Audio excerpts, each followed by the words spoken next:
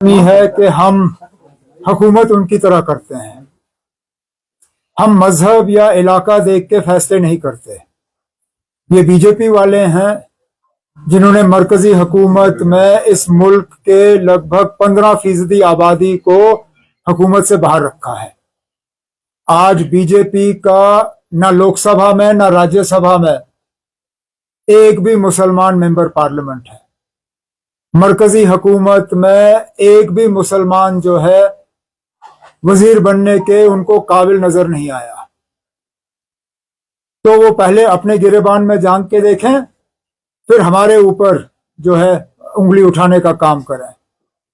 मैंने जैसे हाउस में कहा, हम नुकसान देख के फैसला करेंगे, इलाका या मजहब देख के नहीं।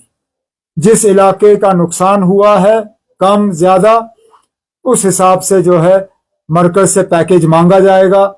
पैकेज मिलते ही वो पैसे जो हैं वो लोगों के बीच में हम बांटना शुरू करेंगे। सीधी सी बात है। क्रॉस वोटिंग के हवाले से भी काफी इल्जाम लगे। आज इलेक्शन कमीशन ऑफ इंडिया पूरे देश के लिए जो है एसआईआर अनाउंस करने जा रहा है। So how do you view this? अब पहले ही बिहार में एसआईआर को लेके कुछ खदशात और कुछ शिकायतें की गई हैं। अभी तक तो ये भी नहीं मालूम कि एसआईआर कराने वालों को उस एसआईआर का फायदा होगा या नहीं होगा। बिहार का इलेक्शन मुकम्मल होने दीजिए, पहले हम देखें कि वाकई क्या उस एसआईआर का कोई फायदा हुआ या नहीं हुआ। उसके बाद फिर बाकी मुल्क में उसको लागू करने की बात करें। अभी तक तो बिहार का जो है वो रिजल्ट नहीं आया। तो इलेक्शन कमीशन को इसमें जल्दी नहीं करनी चाहिए, क्योंकि फिर ऐसा लगेगा कि इलेक्शन कमीशन जो है अपनी इंडिपेंडेंस खो के किसी पॉलिटिकल पार्टी के प्रेशर में ये काम कर रहे हैं। और हमने ये पहले भी देखा है। जम्मू कश्मीर में डिलिमिटेशन यहाँ के लोगों को फायदा पहुंचाने के लिए नहीं किया गया, एक सियासी जमात को फायदा पहुंचाने के लिए गया। जिस तरह सीटों का बंटवारा हुआ, जिस तरह नई सीटें बनी, उसका सीधा सीधा एक ही पॉलिटिकल पार्टी और उसके खैर का जो है उन लोगों को फायदा पहुंचाने की कोशिश की गई। इलेक्शन कमीशन को इस तरह की गलती नहीं करनी चाहिए। उनको वेट करना चाहिए, देखना चाहिए कि वाकई क्या एसआईआर जो है वो वोटर के फायदे की बात है या नहीं। आने वाले दिनों में यहाँ सिर्फ सड़क, पानी, बिजली की बात होगी या जो हमारी पॉलिटिकल शनाख्त है उसको रेस्टोर करने की बात? अब हम तो रिस्टोर करने वाली बात करना चाहते थे, लेकिन शायद अब स्पीकर साहब की तरफ से हमारे ऊपर इसमें अब एक पाबंदी लगाई गई है। मुझे कोई एतराज नहीं था अगर किसी एक ऑनरेबल एमएलए साहब ने शायद स्टेटहुड के हवाले से एक रेजोल्यूशन लाने की कोशिश की थी, लेकिन उसमें फिर स्पीकर साहब ने सब जुडिस का वो कह के उसको मंजूरी नहीं दी। हम चाहते थे कि स्टेटहुड की बात जो है यहाँ हाउस में हो, लेकिन इस हाउस के कस्टोडियन स्पीकर साहब हैं। जैसे मैंने इससे पहले भी आप लोगों से बात करते हुए बिलों के हवाले से ये जवाब दिया कि कौन सा रेजोल्यूशन, कौन सा बिल हाउस के सामने आता है, वो फैसला सिर्फ स्पीकर साहब कर सकते हैं, हम नहीं कर सकते। लेकिन मैं चाहता था किसी बात आ जाए जिससे कि हमें पता चले। देखो, मुझे मालूम है मैं स्टेटहुड के मामले पर कहां खड़ा हूं। मुझे पता है कि स्टेटहुड का अगर कोई रेजोल्यूशन हाउस के सामने आ जाता है तो मैं और मेरे साथी किस तरह वोट करेंगे। लेकिन यहाँ एक 28 मेंबरों की जमात है जिसका हमें कोई पता नहीं है कि वो स्टेटहुड के बारे में क्या सोचते हैं। उन्होंने स्टेटहुड को लेके जम्मू कश्मीर के लोगों से वोट जरूर मांगे, लेकिन मरकज ने अभी तक वो स्टेटहुड हमें दिया नहीं। मैं चाहता था कि एक रेजोल्यूशन, ऐसा कोई मौका हमें हाउस में मिले जिससे कि वो 28 मेंबर जो हैं अपनी बात वोट के जरिए क्लियर करें कि स्टेटहुड के मामले में वो 28 लोग कहां पे खड़े हैं। सुने, जब तक आप सवाल करते हुए थक नहीं जाओगे तब तक मैं यहाँ बैठा रहूंगा। इसलिए मेहरबानी करके एक एक कर लीजिए। मैं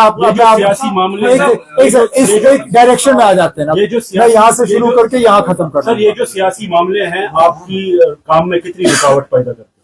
क्या ये जो सियासी मामले हैं, खासकर स्टेटहुड या अभी आप यूटी के वजीर आला जो आप यहाँ पे तहमीर तरक्की करना चाहते हैं, उसमें कितनी रुकावटें? तो लेकिन अगर कोई रुकावट नहीं होती, मैं क्या पागल हूं कि मैं स्टेटहुड मांगता? अगर यूटी में ही काम करना इतना आसान है जितना स्टेट, तो एक तो सारे स्टेट्स कहते हैं कि हमें यूटी बनाओ, और दूसरा हम स्टेटहुड की बात ही नहीं करते। जाहिर सी बात है कि इश्यूज सामने आ ही जाती हैं। अफसर हमारे चॉइस के लगते नहीं। महकमा मेरा है, जिम्मेदारी मेरी है, जवाब मुझे देना है हाउस में, लेकिन अफसर मेरे चॉइस का लगता नहीं।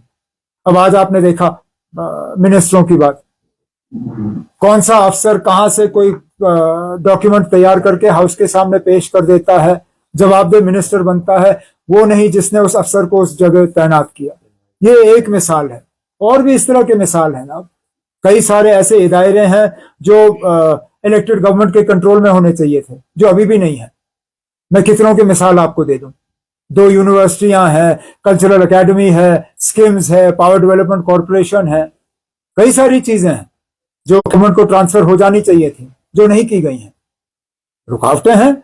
अब हम इसलिए तो लड़ रहे हैं, झगड़ रहे हैं ना कि स्टेटहुड हमें वापस दे दो, ताकि ये सारे इख्तियारात हमारे पास हैं। उमर साहब, बिजनेस रूल्स की फाइल आपने आईजी साहब को वहां पर भेजी है, उस पर अभी तक क्या रिस्पॉन्स आया है कि अप्रूव होगी कि नहीं होगी? ना, मरकज के साथ कुछ अफसरों की बातचीत हुई है, एक दो राउंड डिस्कशन का हुआ है, कुछ सवाल वहां से उठाए गए हैं, लेकिन हम तो उनसे कह रहे हैं ना, जो बिजनेस रूल्स हमने भेजे हैं वो J&K रीऑर्गेनाइजेशन एक्ट के तहत भेजे हैं।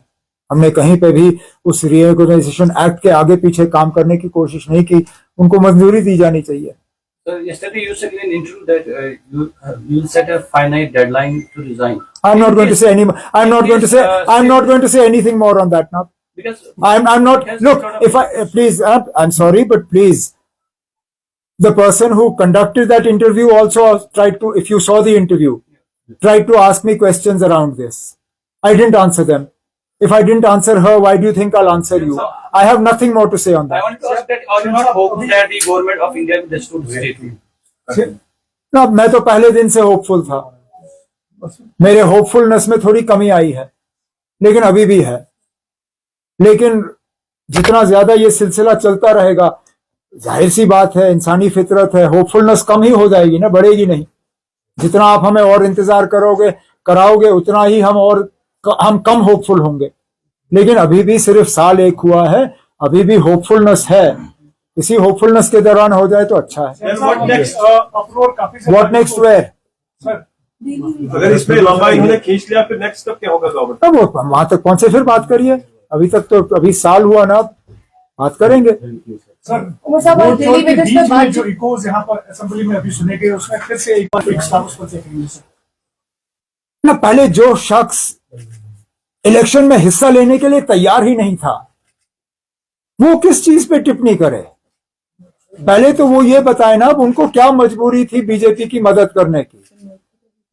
अगर वो इतना ही चाहते थे कि मैच फिक्सिंग ना हो, कम से कम आके अपने वोट का इस्तेमाल करते। हंडवारा के लोगों ने उन्हें खामोश रहने के लिए यहां नहीं भेजा। हंडवारा के लोगों ने उन्हें डबल रोल करने के लिए यहां नहीं भेजा। कम से कम खुलेआम वो कहते कि हाँ जी, वो बीजेपी के साथ है या नहीं है। और जिस दिन ये इलेक्शन अनाउंस हुआ, उस दिन मैंने ये कहा कि जो लोग इस इलेक्शन में हिस्सा नहीं लेते या एब्सटेन करते हैं, वो सीधा सीधा बीजेपी की मदद कर रहे हैं। लेकिन अब जो लोग पहले तो, अब मेरी याददाश्त जो है सो है, आप लोगों की याददाश्त भी थोड़ी कमजोर नजर आ रही है मुझे। राज्यसभा के इलेक्शन से पहले आप लोगों के अखबार, जिनके नाम यहां मुझे कुछ नजर आ रहे हैं, आप लोगों ने पहले ही 3-1 किया था। तो जब 3-1 निकला, इसमें फिक्स मैच कहा? तो फिर फिक्स मैच में आप लोग पहले शामिल थे। आपने तो वोटिंग से पहले ही नतीजा ऐलान किया था। हम तो लड़ रहे थे। मैं कितने आपके अखबारों के नाम लूं, अंग्रेजी, उर्दू, हिंदी, कश्मीरी, जिन्होंने नतीजों से पहले ही कहा था कि ना नतीजा 3-1 होगा। आप लोगों ने लेकिन अब मुझे बात करने दीजिए। आप लोगों ने सोशल मीडिया पे भी यही लिखा था कि 3-1 होगा। हमने तब भी मुकाबला किया, कोशिश की कि हम जीतें, लेकिन पहले दिन से हमारी कोशिशों में एक मुश्किलात आई जब हंदवारा के एमएलए साहब ने इलेक्शन से बाहर रहने का फैसला किया। उसके बाद बीजेपी को सिर्फ 29 चाहिए थे, उनके पास 28 थे। अब एक आध आसान होता। मैंने जैसे सोशल मीडिया पे कहा, मुझे नहीं लग रहा था कि वो 4 करेंगे। अब जिन चारों ने अपने ईमान का सौदा किया है, वो अपने अल्लाह या भगवान को है जवाब दें। बाकी ठीक है, अब जो है सो है। उमर साहब, उन 4 लोगों का नाम सामने आएगा क्या? उस पर कुछ बात ना, होगी? मैं तो चाहूंगा कि सामने आए। क्योंकि न सिर्फ ले- तीसरी नोटिफिकेशन पे बीजेपी ने 4 वोट ज्यादा लिए हैं, बल्कि दूसरी नोटिफिकेशन पे भी आरओ के मुताबिक 28 की जगह बीजेपी नहीं, उसका भी मैंने जवाब दिया है ना। एक हमारे ऑनरेबल इंडिपेंडेंट मेंबर ने बूथ में जाके उनका हाथ पैर आगे पीछे हुआ, लेकिन वोट डालने के फौरन बाद वो यहां इसी कमरे में आए और कहा ना, मैं ये एडमिट करना चाहता हूं कि मुझसे गलती हुई, मुझे जो डमी वोटर स्लिप दिया गया मुझे वो मुझे खोलने की इजाजत नहीं दी गई और मैंने गलत जगह वोट डाला, तो इसको आप आगे जाके दुरुस्त करिए। अगर वो चाहते थे वो इस पे खामोश रहते और फिर हमें पता नहीं होता ये किसने किया, लेकिन मुझे मालूम है वो कौन से इंडिपेंडेंट एमएलए हैं, क्योंकि उन्होंने इस चीज को एडमिट किया। तो हमें मालूम है कि तीसरे सीट पे हमें 1 वोट कम पड़ा, तीसरे चौथे में एक इधर उधर गया, लेकिन इसमें कोई घपला नहीं है, कोई गड़बड़ नहीं है। But on the last seat 4 votes went in favor of BJP, 3 deliberately destroyed their votes। उन्होंने फर्स्ट प्रेफरेंस दिया नहीं, सीधा सेकंड प्रेफरेंस लिखा। So clearly BJP made attempts to lure people. On what basis they were lured, whether they were induced or anything, that only BJP can answer। Umar साहब, कुछ मेंबरान ने आज महराज मलिक पे डिस्कशन का कहा है, डिस्कशन करना चाहिए महराज। अब इस पे भी स्पीकर साहब ने अपनी राय दी है। अब बदकिस्मती की बात यह है कि अगर इसी तरह हर सब जुडिस मामले को हमारे दायरे इख्तियार से बाहर रखा जाएगा तो लोग खचाखच अदालत में केस भरना शुरू करेंगे ताकि हम किसी चीज पे बात ही ना कर पाए। लेकिन तब भी स्पीकर साहब कस्टोडियन है हाउस के, उनके फैसले हमारे सिर आंखों पे। लेकिन चलिए, हाउस के अंदर नहीं तो आपके सामने हम बात करेंगे, हाउस के बाहर बात करेंगे। मैं तो मान के चलता हूँ आपके महराज मलिक ने जो भी किया वो पीएसए के लायक नहीं था। अगर उनका डीसी के साथ या किसी और अफसर के साथ गाली गलौच तो है, वो पीएसए के लायक तो नहीं है। इसी के साथ जैसे मैंने पिछले दिनों एक सवाल के जवाब में कहा, यहाँ तो मरकज के एक वजीर ने पूरे मुसलमान कौम को कहा कि ये नमक हराम है।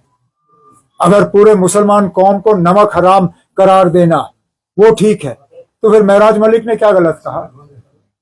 उसको पीएसए तो लगना ही नहीं चाहिए। बाकी अगर उसके खिलाफ कोई कार्रवाई करनी होगी वो स्पीकर साहब कर सकते हैं, वो इस हाउस के मेंबर हैं।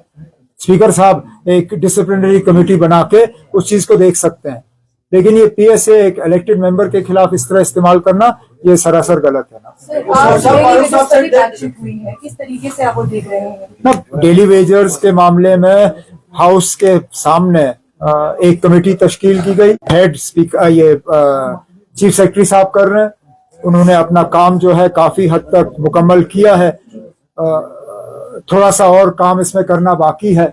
रिपोर्ट गवर्नमेंट के सामने आ जाए तो फिर हम देख लेंगे उस रिपोर्ट में क्या है और हमें क्या करना होगा। मैं कह नहीं सकता हूँ। ये चीफ सेक्रेटरी साहब और उनके साथ जो अफसर इस कमेटी में है वो अपना काम मुकम्मल करें तो उसके बाद। पार्टी के एमपी रघुला साहब कैंपेनिंग से पीछे रहे हैं बड़गाम में, क्या कोई फर्क पड़ेगा उससे? तब नतीजे निकल जाए तो पता चलेगा फर्क पड़ेगा या नहीं पड़ेगा। मैंने कभी किसी को कैंपेन करने के लिए या कैंपेन करने ना करने के लिए मजबूर नहीं किया है। नहीं करना चाहते ना करें ना, कोई बात नहीं। बहुत है नेशनल कॉन्फ्रेंस में जो और कैंपेन कर सकते हैं।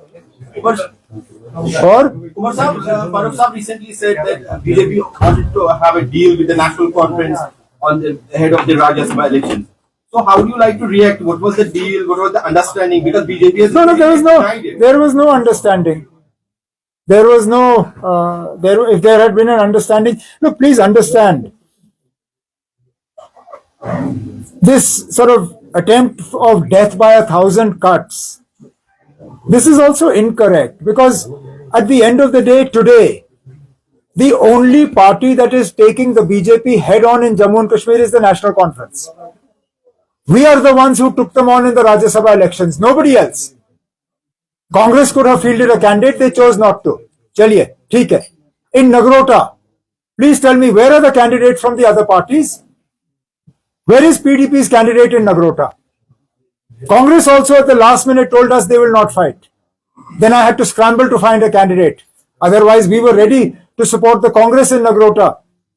But today, the only party in Jammu and Kashmir that is fighting the BJP on the ground electorally is the National Conference. I think that has to count for something. तो ये जो बेबुनियाद बातें कि national conference का जो है कोई सीक्रेट अंडरस्टैंडिंग है बीजेपी के साथ, ना हम वो लोग नहीं है ना जो सीक्रेट अंडरस्टैंडिंग करते हैं. हमें अंडरस्टैंडिंग करनी होती है, हम खुलेआम करते हैं ना. मैंने बंद कमरे में चोरी छुपे वाजपेयी साहब की हुकूमत नहीं की मदद नहीं की. मैं एनडीए में शामिल होकर उनकी हुकूमत में गया. सही गलत वो दूसरी बात है. हम धोखा नहीं देते लोगों को. अगर हमें बीजेपी के साथ अंडरस्टैंडिंग करनी होती, हम उनसे कह देते ना, जो 2 सीटों पे आपने अपने उम्मीदवार खड़े किए उनको उतार दीजिए, मैं इमरान नबी डार को विड्रॉ करा लूंगा.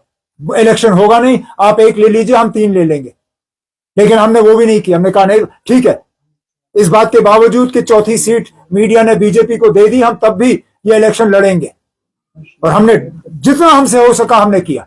मुझे इसमें कोई रिग्रेट नहीं है कि ना हम और कुछ कर सकते थे, हमने किया. अब अगर कुछ लोगों ने अपना ईमान बेचा, उसके लिए हम कसूरवार नहीं है. नगरोटा में हम आज बीजेपी को एक अच्छी खासी टक्कर दे रहे हैं और ये हम देते रहेंगे. कोई बीजेपी के साथ कोई अंडरस्टैंडिंग नहीं है. हाँ, मेरी ये कोशिश है कि मरकज से हमारे ताल्लुकात ठीक रहे ताकि हुकूमत का कामकाज ठीक हो. लेकिन हुकूमत के ताल्लुकात और नेशनल कॉन्फ्रेंस और बीजेपी के ताल्लुकात, इन दोनों में जमीन आसमान का फर्क है.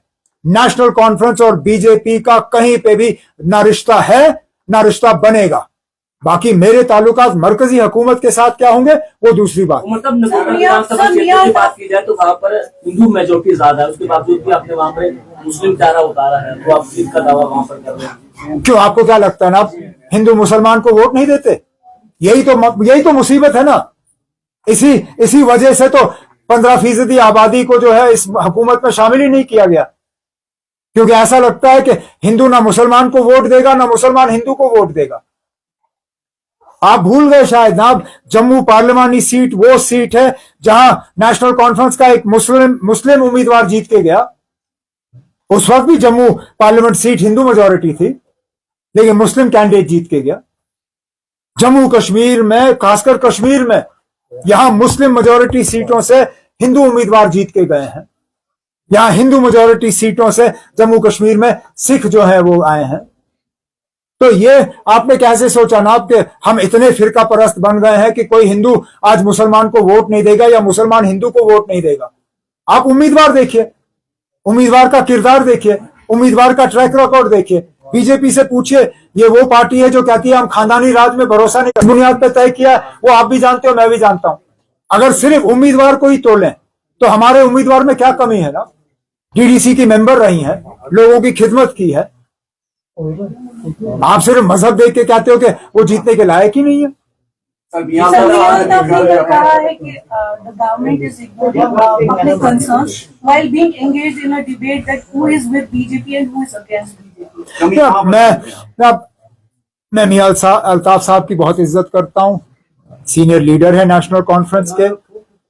उनका ये बयान पढ़ने के बाद मैंने उनसे फोन पे बात की और मैंने उनसे इसके बारे में पूछा. हालांकि मुझे पूछने की जरूरत ही नहीं पड़ी. जैसे उन्होंने मेरा नंबर देखा और फोन उठाया, उन्होंने हंस के कहा कि आपने शायद पढ़ा होगा, ना मेरा ये इरादा था, ना कुछ जो चीजें कही गई हैं मैंने कहे हैं. लेकिन उसने ये जरूर कहा कि ना मैंने इतना जरूर कहा है कि आप जिस कुर्सी पे बैठे हो आपको सोच समझ के बात करनी चाहिए. वो तो मेरे वालिद साहब भी मुझे कहते हैं. तो इस हिसाब से मेरे वालिद साहब और मियां अल्ताफ साहब में कोई फर्क है नहीं. मैं उनको उसी नजरिए से देखता हूँ. मेरे एक सीनियर साथी हैं, उनका मशवरा मेरे सिर आंखों पे. बाकी मैंने एक उनके बेटे के हैसियत से ही समझ लीजिए, मैंने उनसे जरूर एक गुजारिश की. मैंने उनसे कहा, मियां साहब जब भी कोई मुझसे बात करनी हो तो मीडिया को छोड़ के आ जाइए ना, बंद कमरे में बात करेंगे. ना उनको पता होगा ना बाकियों को पता होगा, हम ही बात कर लेंगे, उतना ही ठीक है. जम्मू कश्मीर की जो उनकी तो मैं बात ही नहीं करूंगा. आप किन लोगों को एक प्लेटफॉर्म पे ला रहे हो ना, कहाँ मियां अल्ताफ और कहाँ वो, जमीन आसमान का फर्क ना. सर, जम्मू कश्मीर की जो फिरका वाराना हम आहंगी है जो पहले से ही बरकरार थी, लेकिन अब जो ये मजहबी बातें इसमें की जा रही है, हिंदू और मुस्लिम, इसको बरकरार रखने के लिए, उस स्टेट को जोड़ने के ये लिए आप क्या कर रहे हैं सर? सबसे बड़ी बात यह है ना कि हम इन चीजों को ना इन चीजों को बढ़ावा देते हैं, ना इन चीजों की बुनियाद पे अपना काम करते हैं। मुझे अगर हिंदू मुस्लिम जम्मू कश्मीर ये सब करना होता, मुझे जम्मू से कितनी सीटें मिली ना, नेशनल कॉन्फ्रेंस का एक उम्मीदवार जीता वहां से, बाकी जो हमारी मदद कर रहे हैं वो इंडिपेंडेंट्स हैं। जम्मू को डिप्टी चीफ मिनिस्टर दिया, ये समझते हुए कि जम्मू की भी नुमाइंदगी होनी चाहिए। मैंने एक और मंत्री बनाया, मैंने पीर पंचाल से एक मिनिस्टर लिया, सिर्फ ये साबित करने के लिए कि हम मजहब और इन चीजों को नहीं, हम जम्मू कश्मीर को जोड़ के चलाना चाहते हैं। बाकी बीजेपी की हमेशा कोशिश रही है कि लोग अलग हो जाएं, बिखर जाएं, आपस में लड़ें, लेकिन हम उनको इन चीजों में कामयाब होने नहीं देंगे। एक सेकंड, मैंने कहा ना जब तक आप थकते नहीं हो मैं उठूंगा नहीं।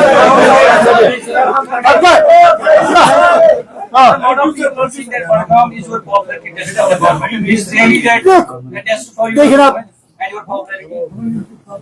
any by-election is a challenge for a government. We are taking this by-election also as a challenge. This challenge is multiplied by the complexities of the voter sort of distribution in Budgam. It is also multiplied by some element of internal politics that is playing out. That said, I am hopeful that the people of Budgam will make the right choice. And that choice is simply this. There are 4 more years of this government. I am sure the people of Budgam are concerned with their day-to-day issues. Bijli, sadak, pani, rozgar, sehat, तालीम, ये सब चीजें, social welfare की scheme है, transport. आमतौर पे लोग कहते हैं ना, आप जितना नजदीक बड़गाम श्रीनगर से है उतनी ही डेवलपमेंट बड़गाम की कम हुई है। उस चीज को हम दुरुस्त करना चाहते हैं। बड़गाम की नुमाइंदगी हुई है लेकिन बड़गाम की तरक्की नहीं हुई है। अब इसके लिए वो लोग कसूरवार हैं जिन्होंने इतने साल जो है वहां बड़गाम की नुमाइंदगी की। अब चलिए कोई बात नहीं, उनसे नहीं हुआ, हम कर लेंगे ना। इसलिए मैं उम्मीद करूंगा कि बड़गाम के लोग इस चीज को पहचानते हुए कि बेहतर होगा कि एमएलए जो है वो हो जो हुकूमत के साथ जुड़ा रहे, जो कम से कम छोटे मोटे बड़े काम जो है वहां करवा पाए। बाकी कैंपेन में यहाँ से नहीं करूंगा, ग्राउंड पे पहुंच जाऊंगा, आप लोगों से मुलाकात होगी। बड़गाम की तारीख 50 साल के बाद चेंज होगी क्या? अगवा मुफ्ती का कल का जो बयान था वहाँ बड़गाम में जाके 50 साल यहाँ हो गए हैं, नुमाइंदगी अभी तक फेल है। और जब से चीफ मिनिस्टर साहब ने यहाँ की कुर्सी छोड़ी, कितने मरतबे बड़गाम आए? कोई नहीं, अब मैं बड़गाम के हवाले से मैं अपना जवाब वहीं दे दूंगा। बड़गाम के लिए पिछले 1 साल में हमने कितना किया, मैंने खुद कितना बड़गाम के लिए किया, मैं वो वहां पे जमीन पे बता दूंगा। लेकिन जहां तक 50 साल के बाद यहाँ तारीख बदलने की, वो तो उन्होंने पहले ही किया था। वो तो 2015 में किया जब बीजेपी के साथ हाथ मिला के उनको हुकूमत में शामिल किया। तो वो जैसे लोग जो पहले ही यहाँ हमारी तारीख बदल चुके हैं, जिनका खमियाजा हम अभी भी भुगत रहे हैं, वो इन चीजों पे कम ही टिप्पणी करें तो बेहतर होगा। Are you tired now? Thank you.